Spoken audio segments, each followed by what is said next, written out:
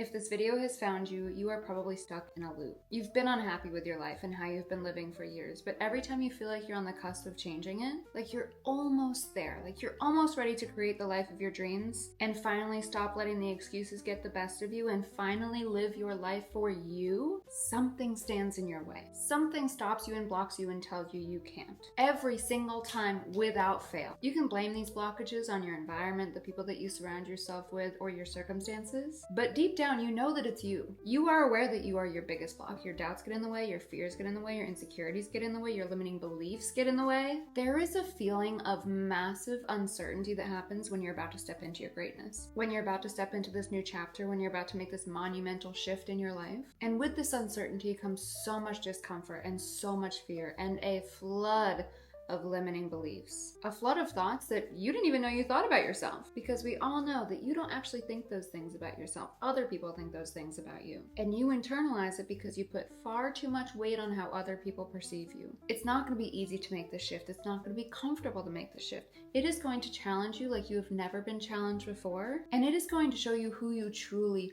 are, what you are truly made of. But when you make it through, and I say when you make it through, the freedom and the pride that you will feel on the other side, the weight that is lifted off of your shoulders from you removing the pressure from society to conform, those feelings are unlike any other feeling you will ever experience, and they will make it all worth it. So how do we get out of this loop? How do we get out of this self-sabotage loop that we have, for the most part, been complacent in for our entire life? It is going to be very difficult to remove yourself from this pattern if you don't first shine a light on the pattern. In order for us to make a change regarding anything in life, we have to first recognize it and acknowledge it and put a name on it and recognize that, yes, this is indeed a problem. We are going to call the self-sabotage loop the Mario circuit. So you have been stuck in the Mario circuit. It is the same exact pattern time and time again. You get sick of your life the way it is right now, you get absolutely fed up, and you decide that you want to make a change. You start educating yourself and preparing yourself to make that change. Maybe you want to start a YouTube channel, so maybe you start learning about how to start a YouTube channel, how to start a YouTube channel in 2025, how to edit videos, how to grow an audience, how to engage an audience, how to start a personal brand, what niche to choose. Already in this first step after you decided that you wanted to make a change, you are overwhelming the hell out of yourself. You are doing so much. And yes, it's necessary to educate yourself and to learn and to prepare, but there comes a time when you do too much and all of a sudden you get this overwhelm, you get this paralysis, and you don't actually make the change. So you're at the next step in your Mario circuit. You are preparing and you're educating. Your next step is your strategizing step. Maybe you're deciding what videos to film. Maybe you're scheduling when you're going to film them. Maybe you're even scripting the videos. You're getting yourself all hyped up, but the strategizing step takes a really, really long time because you want it to be perfect. So at this point, the time in between your starting point in your Mario circuit and your strategizing step, we'll say it's been about 2 months. That is too much time. It is too much time between you feeling that initial feeling of wanting to make the change and still not even making the change yet. The law of diminishing intent says the longer you wait to take action on something,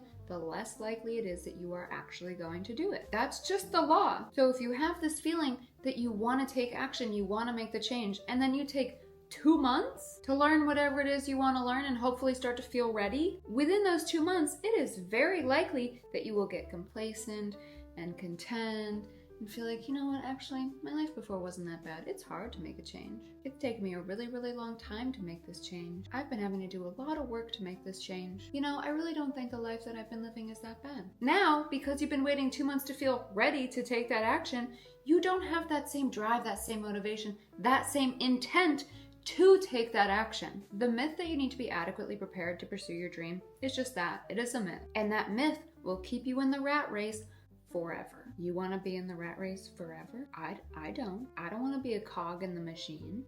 I don't want to be fueling somebody else's dream. I want to fuel my own dream. It is very possible that you will never feel adequately prepared. It's a totally new space for you. This is uncharted territory. How are you to know which path to take if you haven't even begun the journey yet? You have to take the first step when you're clueless, when you're confused, when you're scared, when you don't feel ready. You are never going to feel ready. You're never going to feel ready. There's always going to be some kind of excuse, something that comes up to push it back. You take imperfect action, you learn from it, you pivot, you move from that space, and you don't ever stop. When you take that first step, it's important that you have some kind of idea of the goal that you want to reach. It's important that you have a vision as to where you're going. That vision is going to be the thing that keeps you motivated. That vision is going to be the thing that you constantly come back to when you feel like you veered off track. And maybe you do veer off track for a little bit. Maybe that track that you were initially going down isn't the track that you were actually meant to go down. Maybe that was just a track to get you started. That was just the beginner track. It's so important that you have a finish line, that you have that vision, because if you don't, it's very easy to stop along the way, dilly-dally, get distracted, and all of that distraction and dilly-dallying will be the death of your dream. We have talked about limiting beliefs and doubts and fears and insecurities so many times before, but it is always worth mentioning again, because those little shits always come up, especially when you're pursuing something new, when you're stepping into that uncharted territory, when you're making that massive shift in your life. Oh boy, are those bitches gonna be loud. 99.9% of the time, when you're stuck in this Mario circuit, you're the one standing in your way. Your biggest roadblock is...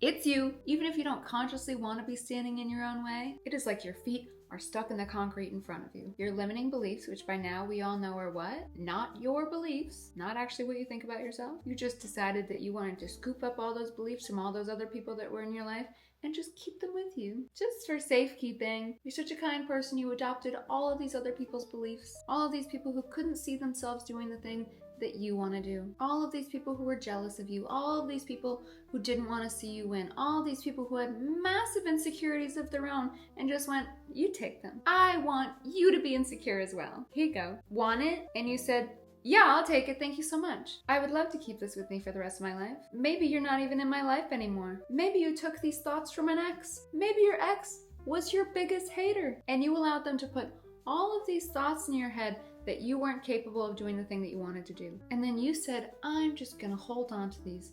Even though you're not in my life anymore, maybe they broke your heart. They hated you. And you're gonna allow their thoughts to govern how you live your life? What? Excuse me?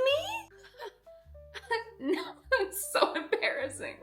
Absolutely not. Absolutely not. You have to take your power back from these beliefs that you don't even believe. Inherently, you are limitless. This dream is not in you for no reason. You have these gifts, you have this purpose, you have this vision for a damn reason. It's not just in your head for you to look at and be like, oh, that would be cool. No, it's in your head so you can make it fucking happen. You're gonna let these people who probably aren't even in your life anymore ruin your success, your happiness?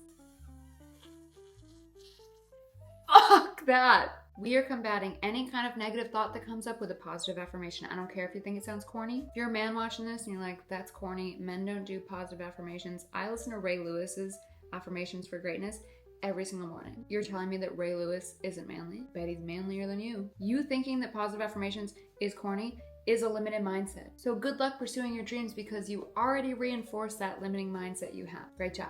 Every single morning I wake up and I say, my name is Robbie and only good things happen to me. Today is going to be a spectacular day. And then every single time something good does happen for me throughout the day, I will reinforce that positive affirmation. It can be the smallest thing. It can be a green light staying green for me. It stays green. I say, my name is Robbie and only good things happen to me. I say, thank you so much for keeping that light green. Love you. Every single day you have to go to war with your limiting beliefs and with yourself. You are your biggest op. Yourself that you have to go to war with might just be comfortable enough to not make the changes that you know you need to make. You'd so desperately want to make these changes. Tell that self to take a hike because you've been putting this off for far too long. Far too long. It is beyond time that you start living the life that you know you're destined to live. Expect it to be messy, expect it to be hard, expect it to be uncomfortable, but all of those temporary feelings are going to be so worth it because you're going to overcome those, and then you are going to live a life that you are so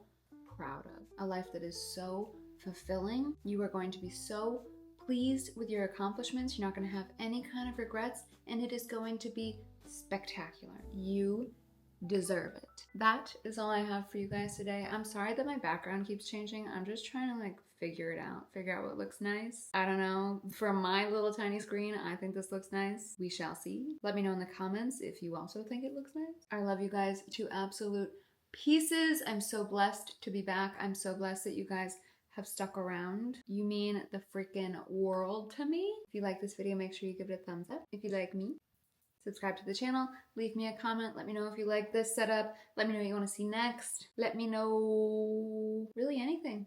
I just like to read comments. And I will talk to you guys very, very soon.